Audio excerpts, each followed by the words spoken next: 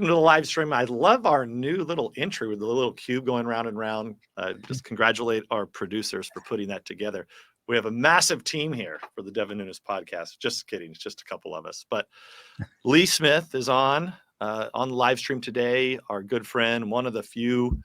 Well, we only have the non-fake news journalists that come on to our platform, onto the podcast. And Lee, as probably most people know, he's with Tablet Magazine. He's the author of many books, but his New York Times best-selling book, Plot Against the President, he was one of the few writers that covered the Russia hoax. Did a great job on that. But Lee, you're down in South Carolina. You escaped the swamp. You're living down there. Your son is doing well. You're doing well. We're doing great. We're having, we had a wonderful Halloween. He was a little under the weather for it. We're looking forward to Thanksgiving. And speaking of Thanksgiving, I saw a notification because I want to know what wine I'm drinking for Thanksgiving. And I see that you're coming out with some ace wines. And I'm especially interested since you were really the one who introduced me to Portuguese wines. So, but you talk about on those advertisements, a Portuguese style wine. You're doing 2 Portuguese style wines and 1 Bordeaux style wine, it says. So what are those Portuguese wines going to be like? And when can I get one? Will they be here in time for Thanksgiving? If not, then can I get one in time for Christmas? Because we got a lot of people. Lee, you're breaking news here right on my podcast. Yeah, all right. That's what I do. I do it by accident. I break news. We haven't put it up yet, but what actually the website is live, devinnuneswines.com. As you know, I've been flirting with this project. I've been involved in farming for a long time. And well, often we talk about it here on the show. Actually, Roger Kimball with the Spectator came out, had a little story on it. I think I put it up on Truth, but the website is now live. We're just making sure all the bugs are worked out of it, but devinnuneswines.com. But as you know, I've worked on these Portuguese wines. The other wineries I've been involved with in the past are mostly just either Bordeaux or Burgundy style wines in California. But these are Portuguese varieties that we are growing on the central coast of California. And, I know everybody wants to hear about wine. I'm sure you tuned in. We were going to talk about the Iranian spy ring, all the bad things Obama has done. But it's nice to just talk a little bit about wine, too. I'd rather talk about wine, frankly. But we'll get to Iran in a second. But I want to know about the is there an indication of when, especially the Portuguese, because you were the one who really turned me on to Portuguese wines. And if you haven't told your viewers yet, I'm going to pass on your tip. And this, of course, is probably going to affect everyone now. You saying that you can get, the Portuguese wines in my neighborhood here, we can get them down at Total Wine for like $20. And you said, those wines are basically, if those are French or Italian wines, you're basically paying $40 for them. It's that great a value. So I've been drinking a lot of Portuguese wine. So mine are going to be, now remember, mine are going to be a lot more money than that, unfortunately, but I got to I have to be able to pay the bills. They cost more, but then they're going to be worth what? Like a $70 bottle of wine is basically worth $150 then? Well, that's still a bargain. Look, it's I always tell people there's basically 2 types of wine. There's drinkable and not drinkable. And many times people, and I think what you and I have talked about over the years, that some of my favorite everyday drinking wines that you just might have with dinner, just kind of red table wines. The Portuguese wines are very hard to beat and when I talk to Portuguese, these are actually wines that come from Portugal. Look, it's just tough in California to compete and produce, really low cost wine because any of the really high end wines you're competing against the top wineries. And if not, you're doing, massive production, massive, machine harvest. And those are the wines that you're going to see in box wine versus, the wines that I'm making are all handcrafted. And this is a project that I've wanted to do for, 20 years, been researching it. And, but thanks for asking about it. And hopefully over time, people learn more about it. You can go check it out. devinnuneswines.com.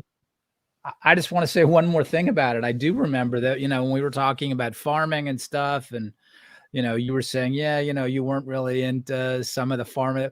Well, you said that you weren't that excited about, about dairy farming all the time. You were really more interested in like doing like a wine and a cheese thing, which Well, I just thought actually, was great. what I didn't like was, and we're going to spend like, I guess it's a live stream, so it doesn't really matter. So those of you listening later on the audio version of the podcast, I guess we can just go. Rumble's, this is live streamed on Rumble. Rumble likes to have the content. It's Friday afternoon, so we might as well. I usually try to do these on Friday afternoon. But the one thing I didn't like doing was, I grew up and we, had all sorts of things in the San Joaquin Valley that we farmed and that we grew, and obviously dairy farm. I didn't mind any of that, but the one thing I did not want to farm was cotton. We farmed cotton, and it was a really tough business. The plant is very finicky, and it's very cool springs sometimes give a late start, and lots of bug pressure and all of that. So I spent a lot of my early childhood working in cotton, and I just didn't like it. So I always liked the grapes better. Yeah. Well, congratulations again. Very exciting. I really would like to get some of those wines, if not by Thanksgiving, by Christmas. Well, for sure by Christmas. Yeah, you can go on there now and sign up. We have a little founders club for those, that's limited to, because I only have so many cases of the Portuguese wines. The Cabernet, which I call the Patriot blend, that's a really nice blend from Paso Robles. For those people who don't know the Paso Robles area of the Central Coast, it's a beautiful part of California, and I think that it's really undervalued. Everybody knows Napa Valley, but those wines are really high priced wines coming from Napa, and I think that even my Patriot Cabernet, I think will stand up well against those. And we make them to age, which is really the key. And my buddy Mike Seiner, who I think or you've had his wines before, Lee, guy that I've known for many years. We've been working on this little project, so it's fun. It's fun, and we're enjoying it. But hey, it's Friday afternoon. We probably got to get down to business here. Just returned, Lee, from, because I said you're with Tablet, but I also would be remiss. You also are on the Epic Times, and actually ran into those fine folks. You have your own show on the Epic Times, called, Over the Target is your show, but then you also, I think you have a new show, right? Well, yeah, we're doing books now. We're focusing a lot on books, called Words That Matter, and we're interviewing some great people. And people want news of the day, of course, but it's also important to give some, whether it's historical background or cultural background, and people like having access to something that's not just about the news of the moment. So yeah, it's a lot of fun, and it's, as you know, it's a really great group of people over there. Yeah. Well, I happened to run into them the other night. We went to Mar-a-Lago for the screening of Police State, Dinesh D'Souza's new book, Dan Bongino, or I'm sorry, new film. Dan Bongino, I helped on this one. Very nice event at Mar-a-Lago. And anyway, the reason I thought about it is because I did a long interview with the Epoch Times. They were doing a live stream also from Mar-a-Lago. So it was nice to see some of those folks who, by the way, get constantly attacked by the fake news. I think they're very jealous now, the Epoch Times, Lee. I saw much of the fake news did stories and hit pieces on them, because here you have guys who are making it in a very tough business. It's very tough for these news organizations to make it because of the internet and free content and everything else. But Epoch Times is actually doing it and doing a good job. Yeah, there was a piece, NBC did a piece, and of course that's one of the pillars of the fake news industry. And it was nasty. It's nasty. They're talking about really nasty things, cult this and Trump that. Of course, really accusing them all sorts of garbage. But the real point of the piece, I told different friends, and I'm like, no, they're worried about you. That's what they're talking about in the piece.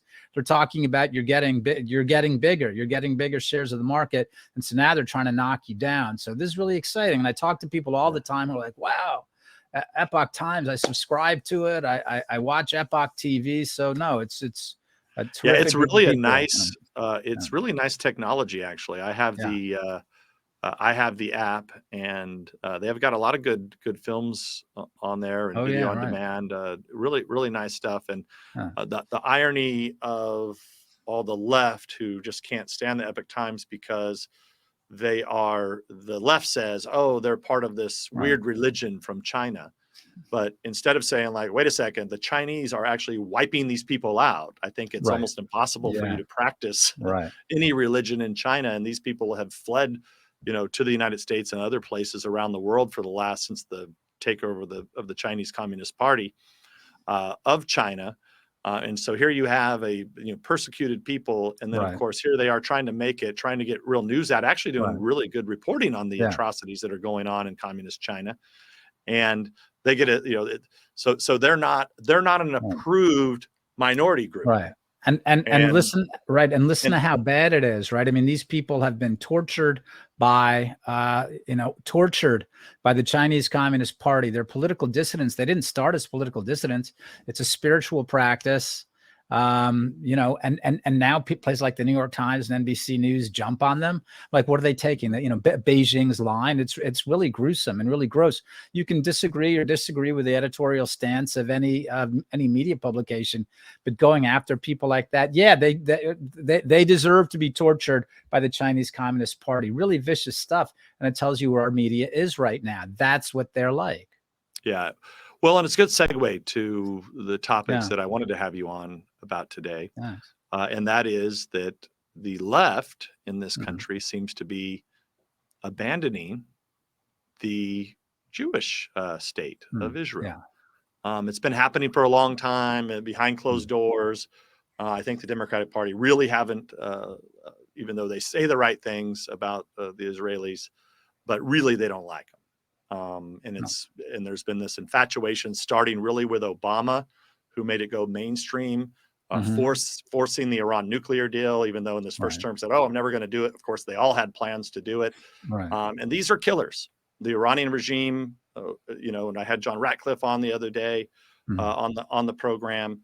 Nobody has more American blood on their hands than this current Iranian regime, who is really funding these attacks on Israel, but with dollars that we have either given them or allowed them to have by removing all of the tariffs, so that they can bring in money by selling oil and gas. Lee, I never thought that. I'm going to get your thoughts. We'll start with this, because I never would have thought in this country that we would see the types of activity that we're seeing on college campuses, in your old home city of New York City, protests and all over in these big cities, with these kids dressing up as Yasser Arafat, saying "Drive the Israelis." What is it from the river to the cleansing the Jews from the river to the sea, right? Which ironically actually happened, some 2,000 years ago. When the Jews were driven from the land of Israel. That is good. That is when they were driven from Syria, Palestina by the Romans, right? So now we've come full circle, but now here in the United States, you're seeing these young kids talking out of their ass, basically with polling that shows that over half of the young people actually believe that Hamas had the right to go into Israel and attack and murder 1,400 innocent people. What are your thoughts? It's getting a little dark out there. Oh yeah, it's very dark. I just saw a picture today from New York City. There was a Jewish woman who had hung pictures. We've seen pictures, whether in our hometowns or on the news, but hanging pictures of the Israelis who were abducted. And by the way, we should keep in mind that at least a dozen of the people being held by Hamas are American citizens. That's a very important point that, of course, the media is quick to elide, right, or ignore entirely. And so, I saw a picture. I mean, there was these gangs of kids out there, younger people. Some of them masked, some of them wearing, Arab scarves, the keffiyeh, the Yasser Arafat keffiyeh around their faces, so they couldn't be recognized. And it's very distressing. A very, very important point, I think, to understand is, and this is not to make any excuse for the left-wing American kids on college campuses or the kids who are out in the streets, but one of the things that's going on college campuses around the country, and when they're polling on campuses across the country, a lot of these people are foreigners, right? A lot of these people are not from the United States. And this is why different people have argued that it's deport them. They're on student visas, right? We have 300,000 visa holders from the People's Republic of China right now. Right. I'm not saying they're the ones in particular who are driving these protests, but whether it's kids coming from the Middle East, from Asia, from Africa, these are a lot of the kids causing trouble. So we see the normal animals from the American left who are reinforced or even led in some cases by people from from broken cultures, right? Where anti-Semitism, hatred of Jews is the normative part of these broken cultures. So that's what we're seeing on the streets. Again, I'm not excusing the U.S. kids, the blonde kids, the blonde girls that you see, from wherever, from Pennsylvania, from Florida, marching around here. But a large part of this is people as students coming from foreign countries. Yeah. Well, and you had an insurrection in the United States Capitol led by a member of Congress who spoke to him, sanctioned him, has shut down, Washington well. You used to live there. Yeah. Shut down Independence Avenue. And it was basically, it looked like it was a bunch of like white, angry liberals that were leading. And they said that they were actually Jewish. But there were hundreds of them inside the Capitol that shut down the proceedings. And then, of course, you had to have several hundred more outside that blocked the street. Now, I don't see DOJ running over there, and the FBI, they don't seem to give a shit about it. They're still too worried about chasing Donald Trump around and people that went to protest on January 6th. But these are the types of things that I just didn't think we would see here in the US. Yeah, it's very surprising, but I think in the broader context, we've seen this taking shape for a while, right? I mean, why not? Let's come back to Russiagate. Russiagate is essentially a third world Arab style propaganda and espionage campaign, right? It was about security services and the media targeting the opposition leader who managed to become the president of the United States. The security services were going after him, teamed with the media. So in that context, and this really is the context that Barack Obama, he wasn't simply a catalyst. We saw a lot of bad things taking shape before this, but it's really Barack Obama who flipped the switch on this, because you and I have spoken about it, and it's part of the book. It's part of Amanda's great movie that Hillary Clinton, the Hillary Clinton campaign paid for the dossier, but all these intelligence chiefs, these were Barack Obama's people. Barack Obama knew what was happening.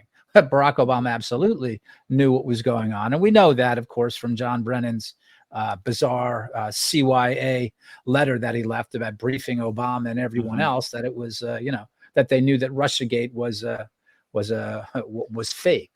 So in that larger context, we've seen people in Washington, we've seen the Democrats, we've seen intelligence services, we've seen the press, we've seen political operatives, whether we're talking about Rashida Tlaib, whether we're talking about Adam Schiff, right? These are, or as Kash Patel pointed out, Schiff's former deputy, Maher Batar, right? This is how our country has come to resemble all too often a third world security regime. Yeah. We're talking to Lee Smith, and author of many books, but also Lee spent a lot of time in the Middle East, specifically. Lee, you lived in Lebanon, I think, even for a time. I lived in Lebanon. I lived in Egypt. Yes. Yeah. So you you were there. Hezbollah was there at the time.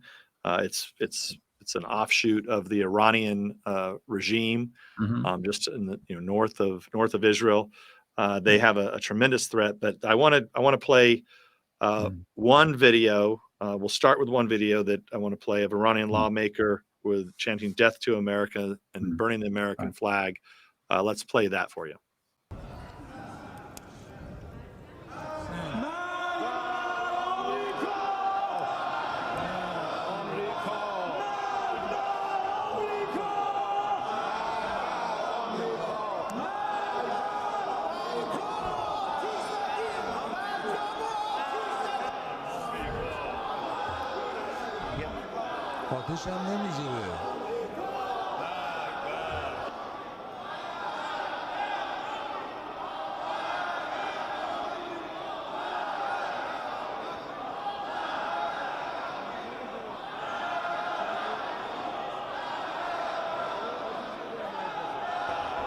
متشکرم. آقای گورکن مراقب باشید مجلس آتش بزنیم. متشکرم. بفرمایید. So there you have, after President Trump came in, canceled the Iranian nuclear deal for all the right reasons, because of the blood that they had on their hands, American blood. So many people that you see that suffered injuries in Iraq and Afghanistan were because of the weapons that the Iranians were providing. Lee, there was a spy ring operating. Still so is. we kind of talked about Obama, talked about kind of his infatuation with this, but these people continued to move on and on and on and up the chain, up into the apparatus. But by the way, especially if you participated in the Russia hoax, participated in the Iran nuclear deal, and participate if you were one of the 51 spies who lied about Russian interference, about the Hunter Biden laptop being Russian disinformation. That's like, if you have all three of those on your record, you're like a 3-star general. You'll move right up to the top of the left. But there really was a spy ring that has really gone unnoticed because of all the situation going on in Israel, and Donald Trump being chased around by the Department of Justice and in New York and Georgia and everywhere else. This would be a massive scandal in a more civilized age if people actually knew what was going on. And you've got the goods, you know all the people. But can you start and run us kind of from definitely A to Z of the spy ring and the people that are involved? Yeah, I want to start with the context of that clip that you showed right there. You look at that and you say, okay, so these are the guys that Barack Obama have a nuclear weapons program that they're working on, and Barack Obama is the guy who wanted to legalize it, right? Because that's what the Iran deal was. The Iran deal was never about preventing the Iranians from getting a bomb. It was about legalizing their bomb and protecting it with an international agreement backed by the United States, so that once restrictions on Iran, on its nuclear weapons program, on weapons and some other things, ballistic missiles, once these expired, the Iranians would have a nuclear bomb. So that's a very important place to start. These people do not look like American friends, right? They're American adversaries. So we start with like Barack Obama. This was Barack Obama's central foreign policy initiative. As you said, Donald Trump withdrew from the Iran nuclear deal in May 2018. When Joe Biden came to office, this became, this was his key foreign policy initiative as well. So that's the context. We need to understand that, because otherwise having a spy ring, an Iranian spy ring, working inside the U.S. government, that's the context we need with which to understand it. Because the Democrats, the Obama faction, that's what they believe, that the Iranians are a partner, right? Not an adversary. No matter how many American flags they burn or chant Marg Bar America, death to America, that they're actually American partners. In 2014, when the Iran nuclear deal was being negotiated, the United States and the Iranians, as well as a number of European partners, Russia and China, were involved too.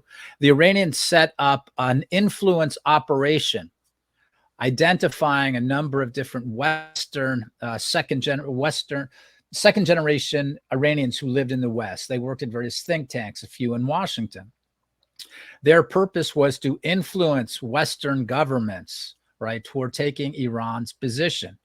Fast forward several years, and Robert Malley, who was Barack Obama's Iran envoy and also became Joe Biden's Iran envoy, hired a member of this spy ring, a woman named Ariana Tabatabai, hired her, brought her into the State Department. Right there she is, right there. After she has moved, now Malley has been sidelined. He's on leave right now. from the United States government with his security and clearance rumored to be suspended. under the rumors, so who knows if it's true, like an actual some type of possible investigation. Rumors, we don't know for sure, but one thing we can be sure of, if these were Right. anywhere in the Republican orbit, especially Trump, but I would say even going back to George W. Bush or Right. Reagan, pick your poison. This would be nonstop, Right. wall-to-wall coverage, chasing these people all around. But yet, you Right. still have the one lady who's still there, and this Malley has just been able to just kind of Right. just slither all the way through to where he was basically in charge of the Iran Absolutely. Iran portfolio. As one, I think somebody on social media, but probably a lot of people said this, but it was as if having the Iranians negotiate with Iran themselves. I mean, that was effectively what was happening. Right. You put it, looking at this stuff so much, it as well as anyone, right? The FBI investigation, this is a way to bury it, right? This is the burying whatever Malley was up to. That's what the Democrats do. When there's an investigation, FBI probe, DOJ probe on a Democrat, typically it's how they bury it. Now, Tabatabai, though, she still has her security clearances. And even worse, she's been moved over from the State Department to the Pentagon. The office she works in she's the chief of staff for the Assistant Defense Secretary for Special Operations. So, Devin, when you say that it's like having the Iranians negotiate with themselves, check this out. One of the things, you probably knew this, I just found it out recently. One of the things that office does is they're in charge of hostage rescue. So we had a number of different hostages. In Iran that were freed when the Biden administration made billions of dollars available to the Iranian. But right now, these hostages that have been taken by Hamas, there was, I don't know if it's happening, but there was speculation coming out of the Iranian foreign minister's office that they might get moved to Tehran. But the key is this: the number of and there are still Americans who are being held in Iran. So the idea that we have someone who worked with senior Iranian officials to influence Western governments is now in the office where they work on hostage rescue and hostage negotiations is absolutely insane. Right? So Lee, that's where the spy ring is right now. Yeah, and I want to play a clip. Senator Joni Ernst from Iowa actually asked a Biden nominee recently about this Tabatabai, or I don't even know how you say her name, but I'm not familiar with her. But but asks DoD Undersecretary Derek Chollet, who was an Obama guy. Yeah, he was an Obama guy. Yeah, I remember him being involved in this early on. But let's play that clip, and I'll get you to comment. So, Mr. Chollet, you currently serve as the State Department counselor.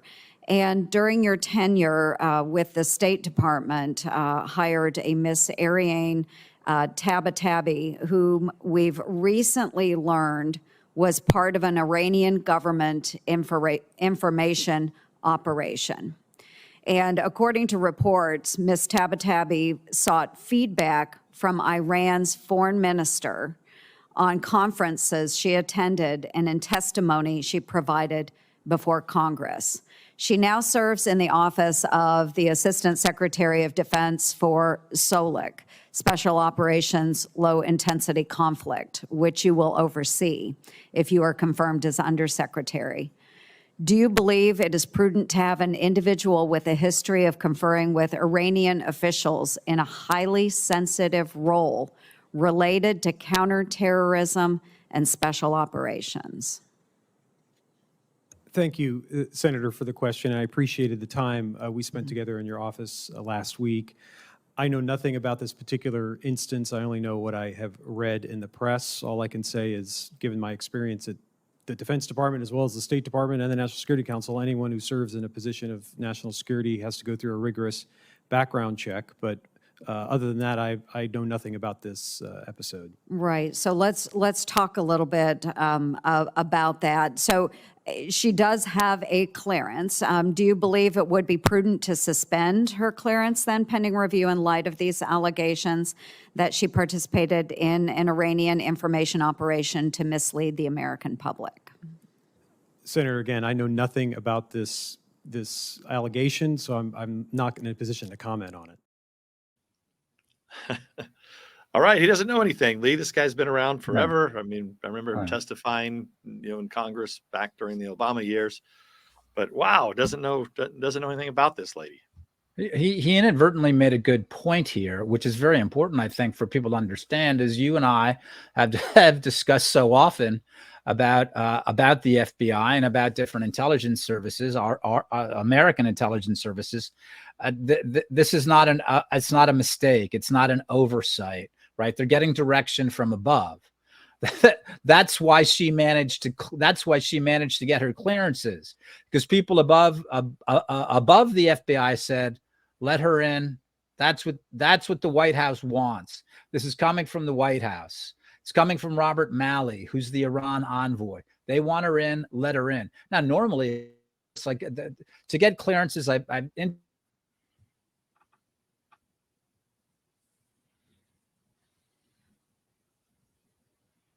His position is you get red flagged if you're speaking with foreigners, period. Foreign government officials is a bigger deal. If you're speaking with government officials from a non-frat state, I mean, forget it. You're not going to get clearances. But she got clearances. Why? It's not because the FBI made a mistake. It's not because anyone else made a mistake. They wanted her in there, and they got a member of an Iranian spy ring into the United States government. Yeah, so it really is a spy ring, but not to be outdone though, Lee, with this, what would be in any normal circumstance, major spy scandal. But never fear, the Iranian government, this is just new, was named chairman of the UN Human Rights Council. Yeah. So why not? Now we that just describes what the UN is like, and that's why I imagine most of our audience today doesn't take the UN very seriously, just for reasons like that. The UN, the UN likes to poke normal people in the eye and say, we'll do whatever we want, and you're going to keep us stationed, you're going to keep us in New York, and you're going to keep funding us. So I mean, that's hardly any surprise about given some of the other figures they've had in posts like that.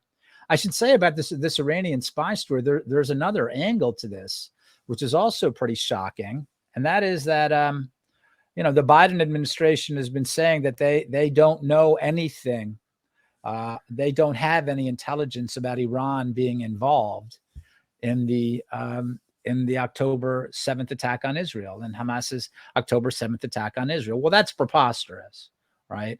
First of all, obviously Iran not only funded the operation, we know that the Iranians trained Hamas operatives to do this, right? That's the first thing. The second thing is, we know, because we have it in open source information, that the head of Iran's external terror unit was meeting with the heads of Hezbollah and Hamas in Beirut. And the Americans have Beirut covered. How do they have Beirut covered? Because of the hundreds of millions of dollars that we spend paying for the salaries of Lebanon's internal security forces. Do you know what Lebanon's internal security forces, what their big achievement is up late?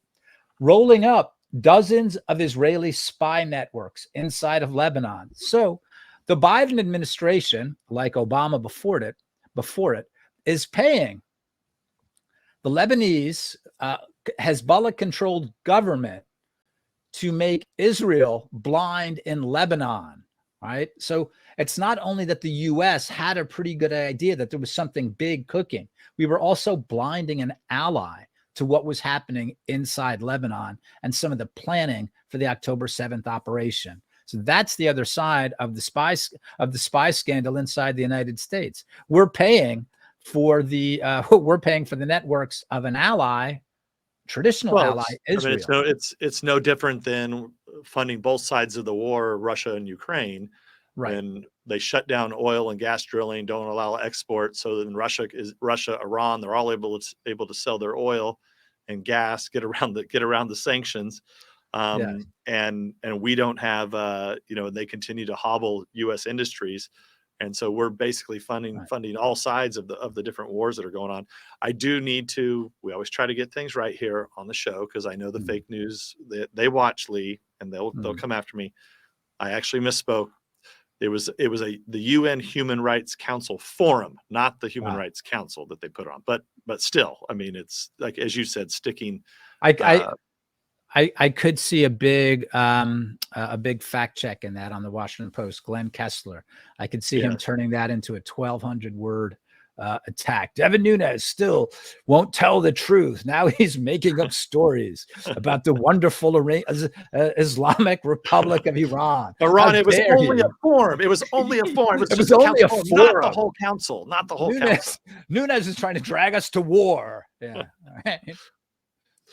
So speaking of dragging people, into war and misinformation, there's and look, in times of war, I always go by there's the fog of war. You gotta, you just know the first 3 stories are definitely going to be wrong.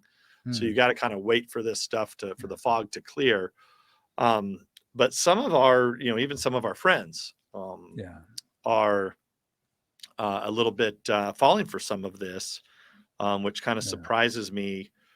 Friends on the right, and Lee, you had a piece that just came out called "The Israel Op." And you argue that some of our people who we like, friends of ours, have fallen for some of this and have been making some posts to Twitter, formerly known as X. Now, here at Truth Social, we don't care. You can put your X post, your truth post up there. We don't have or former Twitter, whatever you call it. But walk us through how some conservatives have been falling for these disinformation ops, Lee. I posted that piece today on Truth Social, of course, first, and then posted it on X. And I've been happy to see that a lot of normal people out there on Trump supporters, they're like, yeah, we didn't really believe all this stuff about what they're saying about Israel and trying to drag in the United States. But I really see it as a function of what's been happening the last 7 years, which started with Russiagate, right? The different lies being pushed into our information ecosystem. And so a lot of our people on the right, a lot of our friends, colleagues, they're confused. They don't know they don't really know which way to turn. So they see something like this. They see what happened October 7th, that attack. They see the Israeli response, and a lot of them are like, I don't know what's happening. This looks, first of all, the assault looks horrible and terrible, but now there's going to be a war, and now the U.S. is going to get dragged in. And unfortunately, yes, a lot of conservative influencers, people on social media, some of the military analysts about this are just not seeing this clearly. And we actually have a lot of information about what's going on. The most important thing what's going on is right now is that the Biden administration is not on Israel's side on this, right? The Biden administration, their key goal is to protect their partnership with the Islamic Republic of Iran. That's the key. And that's what's really important, I think, for our friends, for our colleagues, for viewers, for Trump supporters, for Republicans. And this is one of the points I make right at the end of the piece. I'm like, boy, Donald Trump, the reason that Donald Trump was a great foreign policy president is not just because he kept America out of any more wars.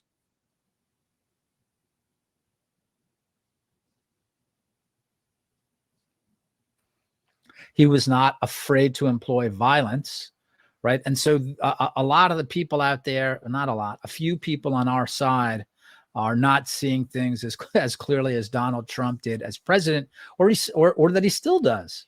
He gave a speech to, I believe it was the Republican Jewish Committee. It was very moving. He said, no, this is not alike. You have one side that loves death. This is what Hassan Nasrallah of Hezbollah says. We love death.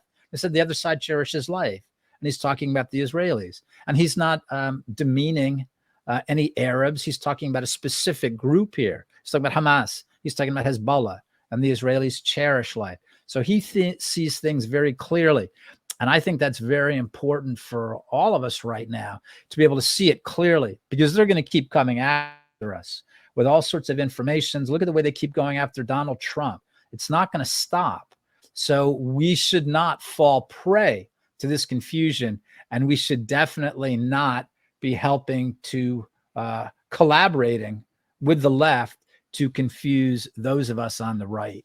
Right. And I mean, the most high profile example that you still have members of Congress who haven't denounced, but the whole fake news story that the Israelis had deliberately bombed a hospital in Gaza.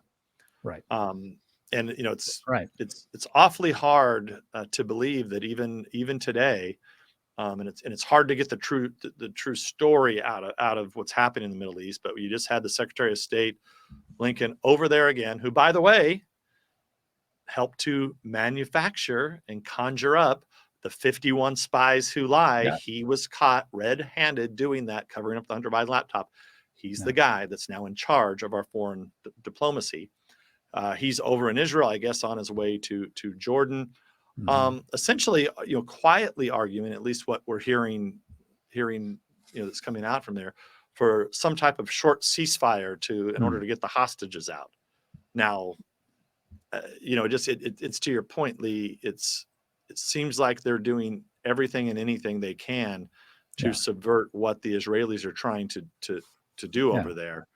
And they do it in like a quiet, devious way. As we know, Blinken is, you know, shouldn't even hold a security clearance at all. I mean, this guy should not be anywhere near the government. And by the way, the 51 spies who lied, this is a guy who orchestrated this, who knew what he was doing was false. He knew it was fake. Why, you know, so you get to, you know, you hold a security clearance knowing that, and you go orchestrate all these people who also hold security clearances to get involved and interfere in an election, do an insurrection during the election, a month before the election, when facts that should have been out there for the American people to decide, to know that the Hunter Biden laptop was real, yet it was covered up by all of these top people. This guy now is arguably the number 3 in our government. Maybe one could say he's probably the number 1, because both Biden and Harris are totally useless and out to lunch. But this is the guy leading our foreign policy, probably under the guise of Team Obama. Well, who else is leading our foreign policy? Who's the other guy? Jake Sullivan. I mean, Jake Sullivan was ground floor of Russiagate, right? I mean, Jake Sullivan might have been the guy who invented the whole thing, according, again, to that Brennan's handwritten notes. He might have been referring to Jake Sullivan as the foreign policy advisor. So, but we know that Sullivan came out and Sullivan was pushing Russiagate. Yeah. So these are the people who are running our foreign policy, people who should not be in government at all, who should not have security clearances because of these profound, insane operations they've been running against the American public and the 45th president of the United States. They're participating in intelligence disinformation ops. And so, you know, I hold a clearance, therefore I know all these things that the regular American people don't know. So let me tell you, and let me get these 51 people together who all have these clearances to say, we know that this is all Russian disinformation. I mean, it's really disingenuous. Well, look, it should be illegal, and these people should never be anywhere near government. Ever. But that's a great context for people to understand. That's a great context for people to understand our foreign policy regarding Israel.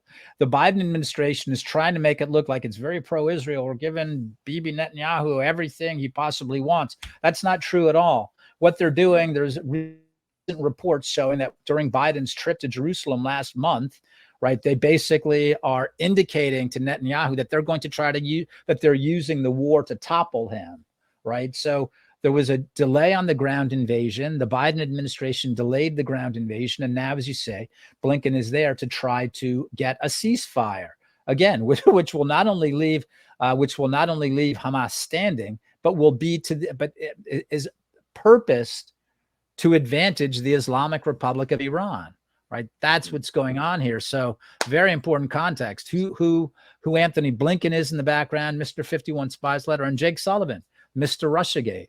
Those are the people who are And then running it our will, foreign and then policy. which leads to, and we're doing, this is kind of a recap here for those of you who missed the earlier parts of the show. But, we've walked through how there was a spy ring that all people who were brought in and were operators under Team Obama. And then you move forward, and at the highest level of our government, you have arguably the guy who's running the foreign policy into the ground. Well, the two guys running foreign policy into the ground, driving us into World War III, are both people who shouldn't even hold security clearances in the Secretary of State and the National Security Advisor, which are outside of the Secretary of Defense. Probably two of the top three people are known hoaxers. But Lee, I don't know if you remember this, but this is also lost on people. The current Secretary of Defense, when he was the CENTCOM commander, so this was another general that I think is a big mistake now. I'm with Victor Davis Hanson now in this. I wasn't before, but anybody who served in high-ranking positions in the military should not come in, take off their stars and put on a civilian hat. It's been a disaster. But the Secretary of Defense, Lloyd Austin, was formerly the CENTCOM commander during the rise of ISIS. It's one of the early investigations that we had ran. They manipulated intelligence to allow Obama during his re-election time to say that bin Laden was dead, Al-Qaeda's on the run. Let's just cut and run, or everything's going to be okay. We're going to get out of all these wars.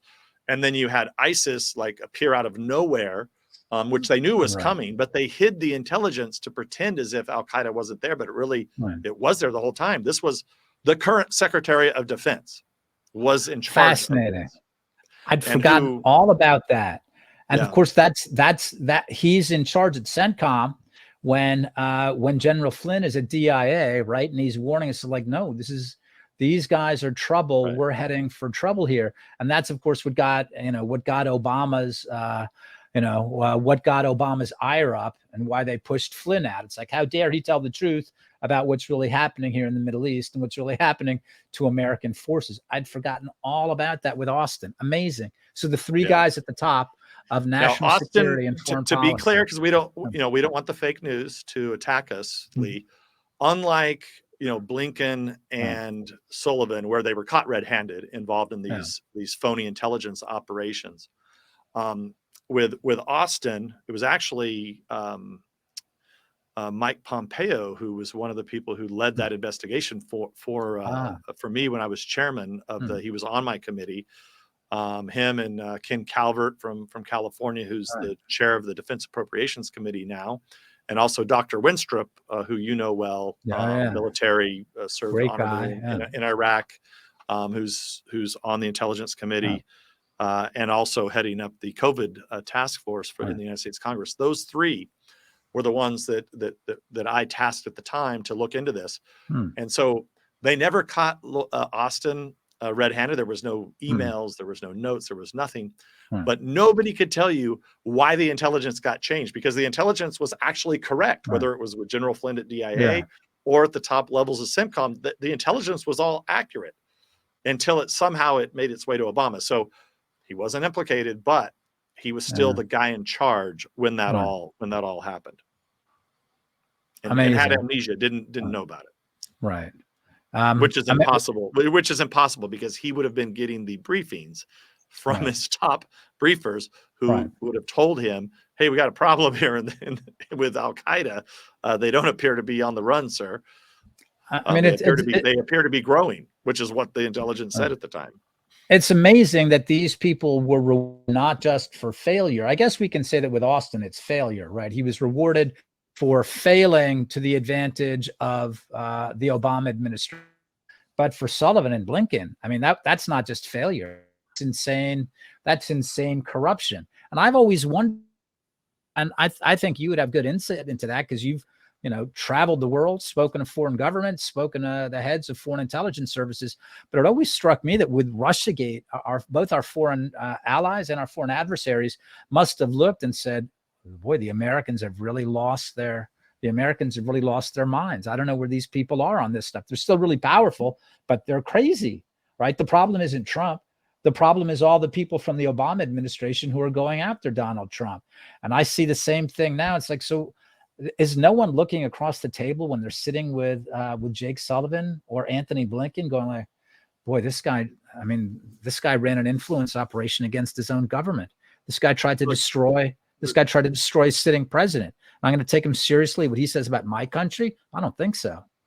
Look, a lot of the friends that I still have and keep in touch with from foreign countries that I worked with over the years, they all say something similar, but I'll sum it up to this, is that, yes, we all know that the people running the United States are corrupt, idiots, but we also have to take them seriously because they're dangerous, because they have a nuclear arsenal.